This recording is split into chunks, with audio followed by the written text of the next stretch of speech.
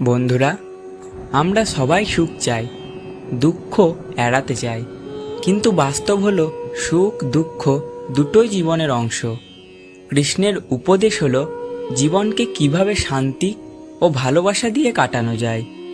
আজ আমরা শিখব কৃষ্ণের সেই সহজ কথাগুলো, যা আপনাকে শান্তি, শক্তি আর অনুপ্রেরণা দেবে। কৃষ্ণ গীতায় বলেন, সুখ আর দুঃখ শীত গরমের মতো। যেমন গ্রীষ্মের পর বর্ষা আসে, আবার শীতও আসে, তেমনই জীবনে সুখ এলে দুঃখও আসবে। তাহলে সমাধান কি? সহ্য করার শক্তি তৈরি করো। দুঃখকে শত্রু ভেবো না, দুঃখ তোমাকে শক্তিশালী করে।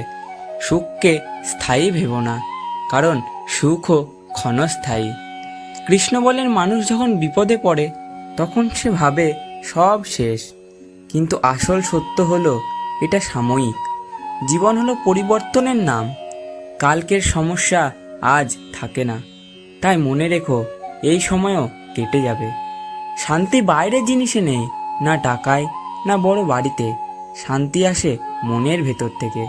কৃষ্ণের সহজ উপদেশ, যা আছে তার জন্য কৃতজ্ঞ হও, যা চাও তার জন্য পরিশ্রম করো, কিন্তু ফলাফলের জন্য দুশ্চিন্তা করো না। দুঃখের বড় কারণ হলো আসক্তি।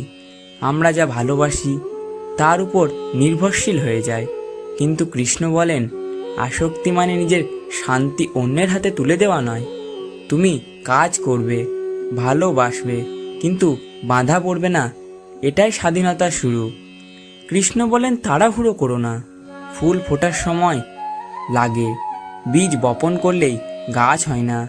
তোমার কাজ হলো চেষ্টা করা, ফল কখন আসবে সেটা সময়ই ঠিক করবে। কৃষ্ণ গীতায় স্পষ্ট বলেছেন, রাগ থেকে মোহ জন্মায়, মোহ থেকে বিভ্রান্তি, আর বিভ্রান্তি থেকে স্মৃতিভ্রংশ, আর স্মৃতিভ্রংশ থেকে জীবনের পতন। মানে কি? যখন তুমি রেগে যাও তখন তোমার বুদ্ধি কাজ করে না। তুমি এমন কিছু বলো বা করো যা পরে আফসোসের কারণ হয়। তাহলে করণীয় কি? রাগ উঠলে 10 সেকেন্ড চুপ করে বসে থাকো। রাগের সময় কোনো বড় সিদ্ধান্ত নিও না। ভাবো, আমি যা করতে যাচ্ছি এটা কি আমার শান্তি বাড়বে না কমবে? কেউ তোমাকে গালি দিল, তুমি রেগে গিয়ে উত্তর দিলে তোমার শান্তি গেল, কিন্তু চুপ থাকলে তোমার শান্তি থাকবে, তার কথার প্রভাবও কমে যাবে। কৃষ্ণ বলেন, ঈর্ষা মানুষের সর্বনাশ করে। তুমি যদি অন্যের সাফল্যে হিংসে করো তাহলে তুমি নিজের সুখ নষ্ট করছো। অন্যের সাফল্যে খুশি হও। মনে রাখো, সূর্য সবার জন্যই আলো দেয়, কারণ আলো তোমার আলো কমাবে না। অনেকে ভাবে ভক্তি মানে মন্দিরে গিয়ে ফুল দেওয়া, কিন্তু কৃষ্ণ বলেন, ভক্তি মানে হৃদয়ের সংযোগ। তুমি যদি সৎ, নিষ্ঠাবান, ভালোবাসা নিয়ে কাজ করো, সেটাই ভক্তি। কৃষ্ণ বলেন, যে যেমনভাবে আমাকে ডাকে আমি তেমনভাবেই তার কাছে আসি। মানে কৃষ্ণ তোমার হৃদয় বোঝেন, আচার নয়। সুখের চাবিকাঠি। আমরা প্রায়ই ভাবি আমার এটা নেই, ওটা নেই, কিন্তু কৃষ্ণ বলেন, যার কাছে যা আছে তার জন্য খুশি হও। তুমি কি খেয়াল করেছো, যারা কৃতজ্ঞ তারা সব সময় শান্ত? প্রতিদিন সকালে 3টি জিনিস লিখো যেগুলোর জন্য তুমি কৃতজ্ঞ। দেখবে মন থেকে অশান্তি কমে যাবে। প্রার্থনা মানে শুধু চাওয়া নয়। কৃষ্ণ বলেন, প্রার্থনা মানে হৃদয় হালকা করা, নিজের শক্তি জাগানো। যখন তুমি প্রার্থনা করো তখন তোমার ভেতরের ভয়, চিন্তা কমে যায়, মন শান্ত হয়। হে কৃষ্ণ, আমাকে শক্তি দাও যাতে আমি ভালো থাকতে পারি, অন্যকে ভালোবাসা দিতে পারি। তবে মৃত্যুর ভয় কেন? কৃষ্ণ গীতায় বলেন, আত্মা কখনো জন্মায় না, কখনো মরেও না।